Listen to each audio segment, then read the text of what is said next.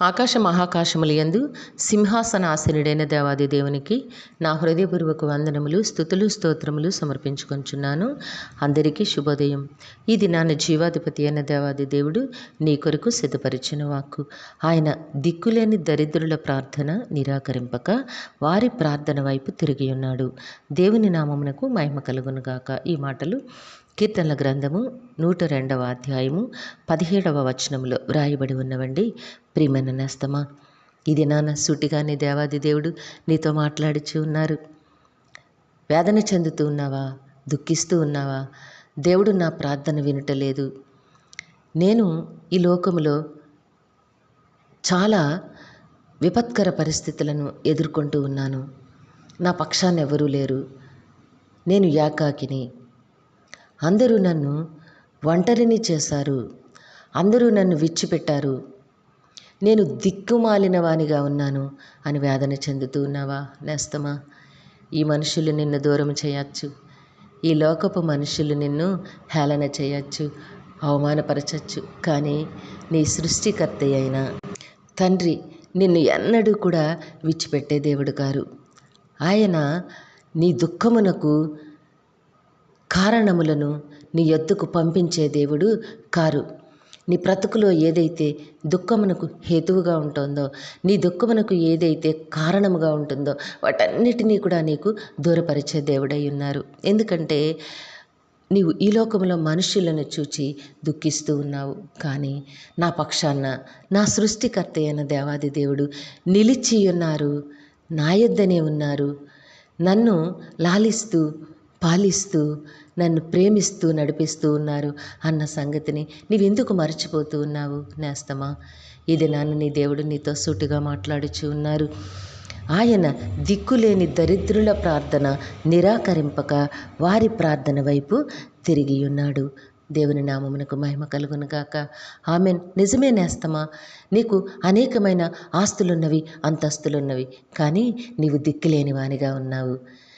దేవాది దేవుడు నీ పక్షాన ఉన్నారు. ఆస్తి నీ వెంట రాదు, అంతస్తులు నీ వెంట రానే రావు.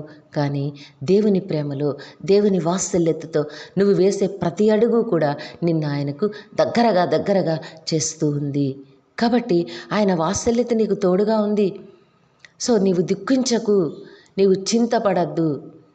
ఎవరు నిన్ను అవమానపరిచినా, ఎవరు నిన్ను విడిచిపెట్టి నీకు దూరంగా వెళ్ళిపోయినా ఆయన నిన్నెన్నడూ విడిచిపెట్టలేదు. నిన్ను తన హక్కున చేర్చుకొని తన కౌగిటిలో భద్రపరిచి తన కృపచేత నిన్ను జీవింపచేస్తూ ఉన్నారు. ఈ సంగతి నీవెన్నడూ కూడా మరువబోకు నేస్తమా. నేను దరిద్రుడను, నేను దిక్కులేని వానను, నేను పనికిమాలిన వానను, అందరూ నన్ను త్రోసివేశారు అని వేదన చెందుతూ ఉన్నావా నేస్తమా? ఈ లోకపు మనుషులు త్రోసివేసినా పర్వాలా, కానీ నీ దేవాది దేవుడు, నీ తండ్రి అయిన నీ రక్షకుడు నిన్నెన్నడూ కూడా త్రోసివేయలేదు. ఆయన వాత్సల్యత నీ పట్ల మెండుగా ఉండింది. కాబట్టి ధైర్యంగా ఉండు. దేవుడు నీ పక్షాన ఉన్నారన్న సంగతిని ఎన్నడూ కూడా మరువబోకు. ఎంతవరకు నడిపించిన దేవుడు ఇక ముందు కూడా ఆయన తన ఆశీర్వాదములతో, మేలులతో, ఆనందముతో నిన్ను నింపి జీవింపచేస్తారు. ప్రార్థన చేసుకుందాము. సింహాసనాసనుడైన తండ్రి, మీ ఘనమైన నామమునకు వందనములు. మీ బిడ్డకి మీరు ఇచ్చిన వాక్కును బట్టి స్తుతులు సమర్పించుకొంచున్నాము. మా ప్రియులందరినీ, వారి కుటుంబములను మీ దివ్య హస్తములకు అప్పగించుకొంచున్నాము తండ్రి. అందరికీ నీ కావాల్సిన ఆయురారోగ్యము, పరిపూర్ణమైన రక్షణ, దీర్ఘాయుష్యు, నెమ్మదిని ప్రసాదించి మీ శాంతి సమాధానంతో జీవింపచేయండి నాయన. పరీక్షలు రాస్తున్న విద్యార్థులకు ఆరోగ్యమును, ధైర్యమును ప్రసాదించి పరీక్షా సమయంలో ప్రతి ప్రశ్నకు సరైన సమాధానమును ఇన్ టైంలో రాసి ఉన్నతమైన విజయములు పొందే కృపను అనుగ్రహించండి.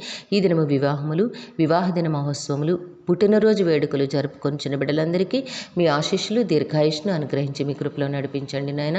జీవము కలిగిన తండ్రి, యవన కాలమందున్న బిడ్డలకి సకాలములో చక్కని వివాహములు, ఉద్యోగములు, గర్భఫలములు ప్రసాదించి మీ కృపలో జీవింపచేయండి. ఎవరితో అయితే మీరు దినాన్న ఏ బిడ్డతో మాట్లాడారో ఆ బిడ్డ జీవితంలో నెమ్మదిని, శాంతిని, సమాధానమును మెండుగా అనుగ్రహించి మీ కృపలో జీవింపచేయమని ఈ ప్రార్థన యేసయ్య నామములో అడిగి వేడుకొనుచున్నాము తండ్రి. ఆమెన్. కరుణ వాత్సల్యత కలిగిన దేవుడు మీ కుటుంబ జీవితంలో ఉన్నతమైన మేలులు అనుగ్రహించి మిమ్మును ఆయన నామ మహిమ కొరకు జీవింపచేయునుగాక. Amen, amen, amen.